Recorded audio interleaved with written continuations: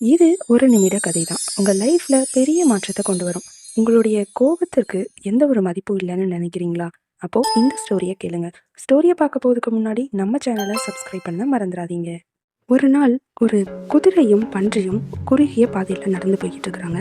அப்போது அவங்களுக்கு எய்த்தால ஒரு வண்டி வரதை பார்க்குறாங்க.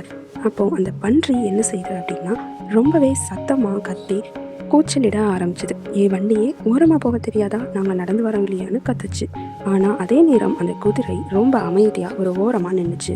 இதை பார்த்த அந்த வண்டிக்காரர் சொல்கிறாரு, பன்றை கூச்சலிடுவது அதோட இயற்கை, அது மாறாது. ஆனால் இந்த குதிரையோ தனக்கு தேவையானதை மட்டுமே மற்றவர்களுக்கு புரிய வைக்கணும்னு நினைக்கும்.